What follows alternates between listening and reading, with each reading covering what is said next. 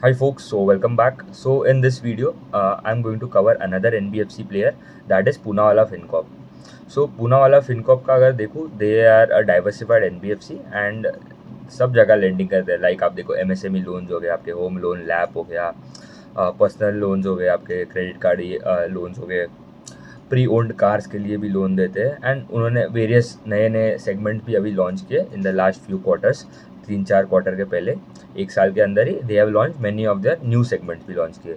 अभी पूनावाला फिनकॉप का अगर देखूँ, ये कहाँ पे लेंडिंग करता है, Tier 1 सिटीज़ में.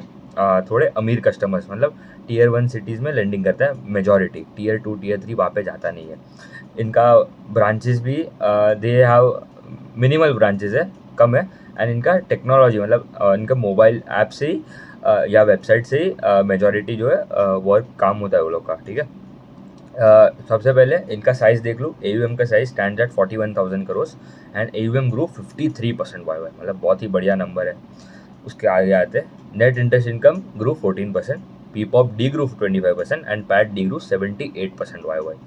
अभी इनका प्रॉब्लम क्या हो रहा है, इनका Q1 ऑफ FY25, ठीक है, एक साल पहले, we are discussing Q1 FY26, उनका नंबर सब बराबर आया था. परफेक्ट ROE का नंबर ऊपर जा रहा था, ROE number was good, asset quality was stable. Q2 का रिजल्ट आता है, दे रिपोर्ट लॉस रिपोर्ट किया था, याद नहीं कितना, बट अच्छा खासा, मतलब सिग्निफिकेंट लॉस रिपोर्ट किया था. क्योंकि एक तो उनका मैनेजमेंट चेंज हुआ था एंड जो मैनेजमेंट में जो MD CEO जो आए थे, उन्होंने वन टाइम प्रोविजंस किया था इन स्पेसिफिकली देखो उनका शॉर्ट टर्म पर्सनल लोन वाले सेगमेंट में. ठीक है, वो वाले सेगमेंट में उन्होंने वन टाइम प्रोविजन करके मतलब लॉस रिपोर्ट कर दिया. क्योंकि आप देखो पीपॉप जो होता है ऑपरेटिंग प्रॉफिट, उसके बाद आता है आपका क्रेडिट कॉस्ट. ठीक है, लोन लॉसेज प्रोविजन जो बोलना है, उसके बाद आता है पैट. तो दे रिपोर्टेड एक बार ही, मतलब पूरा बुक में साफ सफाई कर डाला एंड लॉस रिपोर्ट कर दिया. तो ऐसा हमें चाहिए नहीं जनरली देखूँ तो, क्योंकि इनका अपडेट भी आया था. ठीक है, Q2 के आसपास अपडेट भी आया था कि उनका ग्रोथ अच्छा आया, 45% 50% के आसपास ग्रोथ है. बट जब भी रिजल्ट आया तो ग्रोथ तो आया, but reported a loss report कर दिया. तो ये एक ऐसा प्रॉब्लम रहता है in this type of companies. जब से मतलब मैं ट्रैक करूँ, उसके बाद Q3 में उन्होंने एसेट क्वालिटी भी वो क्वार्टर में ख़राब हो गया था. फिर it is improving, quarter improve हो रहा है, अभी स्टेबल हो गया. और एसेट क्वालिटी GNPA देखो तो इनका GNPA कितना 1.84, लास्ट क्वार्टर भी उतना ही था 1.84. NNPA 0.85 versus 0.85 last quarter. तो एसेट क्वालिटी स्टेबल हो रहा है. बट उनका ROA का नंबर भी अभी भी नीचे जा रहा है. बेसिकली उन्होंने बोला उनका OPEX, ठीक है, ऑपरेटिंग एक्सपेंस इज़ इंक्रीजिंग. अभी देखो जनरली हम देखते हैं कि OPEX increasing is a bad sign, but ऐसा ऐसा ऐसा हमें every time it is not true. क्योंकि उन्होंने जब उनका कॉन कॉल भी हुआ था, मतलब I listen to the recording. ठीक है, अभी तक तो ट्रांसक्रिप्ट आया नहीं है.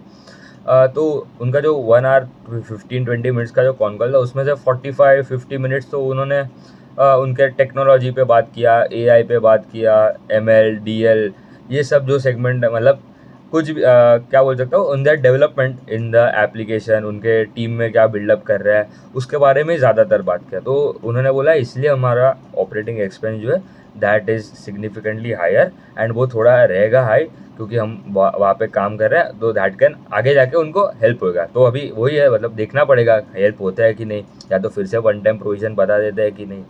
तो इनका AUM का मिक्स भी देख लो. MSME वाले segment contribute to 36% of the AUM. MSME में भी अभी थोड़े प्रॉब्लम्स चल रहे हैं, क्योंकि लाइक कंपनीज लाइक आप देखो SBFC ने गाइडेंस थोड़ा रिवाइज कर दिया upwards in the credit cost. 5 star business ने भी रिवाइज कर दिया अपवर्ड्स. एंड बजाज फाइनेंस ने बोल दिया कि हमारा जो slowest growth division would be MSME in this year FY26 में.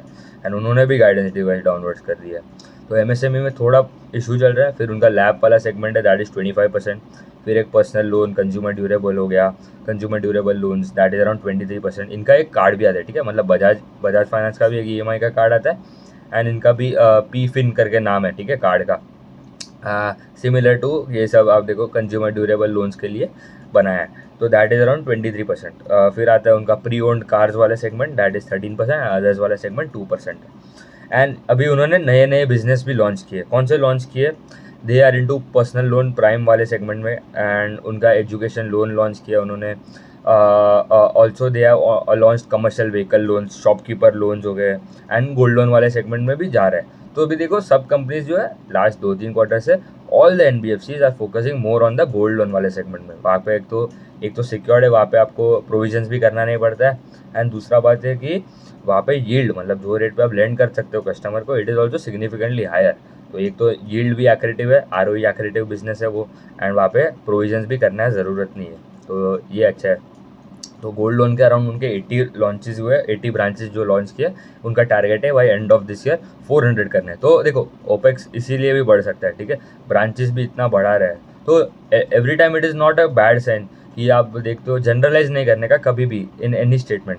ओपेक्स बढ़ रहा है उसका कोई रीज़न होगा, तो ये तो अच्छा है कि भाई बिजनेस ग्रो करने के लिए यूज़ करना है। बट अभी वही है, मतलब ग्रो तो कर लिया बट प्रॉफिटेबिलिटी भी आना चाहिए आगे जाके, तो अभी तक तो आया नहीं है।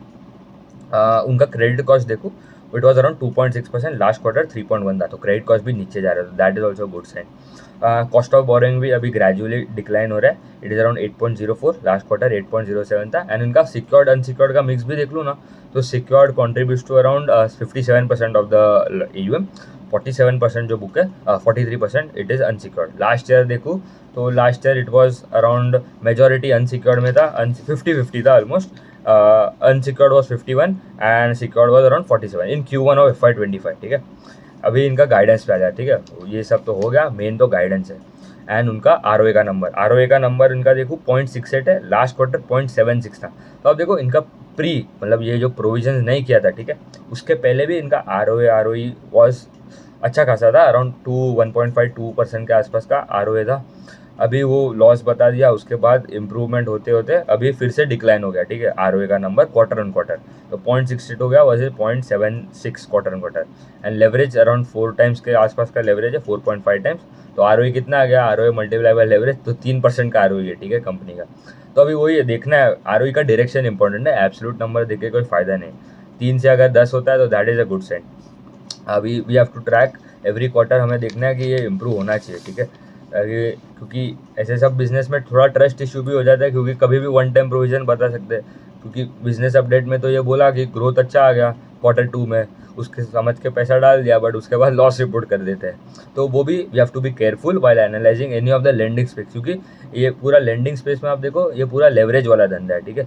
यहाँ पे आपका पैसा रह गया 1 रुपया, अब बाहर से आपने उठाया 9 रुपया, बट ऐसा इसलिए मतलब इसलिए it is very risky business is well. And यहाँ पे थोड़ा भी 1-2 नंबर भी अप डाउन हो जाता है तो आपका पूरा मतलब bottom line will be impacted a lot. Growth guidance is very phenomenal, they are targeting 35 to 40% loan book growth for next 5 years, ठीक है। तो मतलब they are targeting 5x in 5 years growth, मतलब अभी इनका 40,000 करोड़ के आसपास का साइज है, तो अराउंड कितना हो जाएगा, 2 लाख करोड़ के आसपास का AUM टारगेट कर रहे हैं इन नेक्स्ट 5 ईयर्स। तो that comes to a guidance of growth guidance CAGR of 35 to 40%, तो ये बहुत बढ़िया है। Credit cost to be around 1.5 to 2% in FY26, तो ये अभी देखो क्रेडिट कॉस्ट भी नीचे जा रहा है, तो अभी वही है, देखना पड़ेगा हमें एवरी क्वार्टर, क्योंकि एक होता है गाइडेंस देता और एक होता है गाइडेंस एग्जीक्यूट करना। एंड इनका जो शॉर्ट टर्म पर्सनल लोन वाला जो मैंने बोला, ठीक है, इनका जो पहले प्रॉब्लम हो गया था, जब मैनेजमेंट चेंज हुआ तो उन्होंने एक टाइम पे वन टाइम प्रोविजन बता के वो रन डाउन कर रहा है, मतलब वो बुक कटा रहा है, ठीक है, उनका। एंड नया शॉर्ट टर्म पर्सनल लोन वाला भी बुक बना है, तो वो 8% था इन Q4, वो अभी कम करके 4% हो गया इन Q1, और वो आगे जाके बोल रहा है मिनिमम 0.5 मतलब खत्म ही हो जाएगा बुक ग्रेजुअली। एंड उनका थोड़ा लॉन्ग टर्म गाइडेंस भी देखो, medium term guidance they are targeting by around June 2028, उनका गाइडेंस है to reach ROA of around 3.5%, ठीक है। आरओए जो है दैट वुड बिकम 3.5 आफ्टर ये सब ऑपरेटिंग एक्सपेंस, क्योंकि एक बार ही टेक पे काम करना है, उसके बाद तो रिकरिंग को जो भी मेंटेनेंस लगेगा वही लगेगा, उसके ऊपर कुछ टेक्नोलॉजी पे कुछ ज़्यादा काम नहीं करना है, क्योंकि एक बार आपने सेटअप कर लिया सॉफ्टवेयर, तो after that you don't need खाली अपडेट्स जो होगा उसके बाद ही उसका तो मिनिमल एक्सपेंस होएगा। तो एक बार टेक्नोलॉजी रेडी हो जाएगा उनका, तो they are targeting ROA of around 3.5 and ROE of around 18 to 20, क्योंकि they are expecting leverage to become around 5 times, 4.75 5 times, तो ROE multiply by ROA that will be ROA multiply by leverage, it would become your ROE, ठीक है। तो 5 times का अगर उनका अगर 5.6 times के आसपास का उनका अगर लेवरेज हुआ and ROE of ROA of around 3.5, so that translates to ROE of around 18%. By the way, if you are not understanding this terms, ROE, ROA, leverage, dew point analysis, I have given a link in the description box. वहाँ पे मतलब मैंने पूरा banking space पूरा समझा है आपको, from analysing पूरे मतलब फ्रॉम बिगिनर लेवल कि भाई बैंक पैसा कैसा कमाता है, to the main ratios from checklist. Also एक चेकलिस्ट भी बनाया. उसके बाद I have also done P2P analysis, और उसके बाद I have also talked about the turnaround sector, जो माइक्रो फाइनेंस, वहाँ पे कौन सा कंपनीज बेटर परफॉर्म कर रहे हैं. तो ये हो गया ROE का बात. एंड निम्स का गाइडेंस है around 7.5% in coming few quarters. तो ये हो गया पूनावाला फिनकॉप का. ठीक है, उतना ही रखते हैं. Thank you.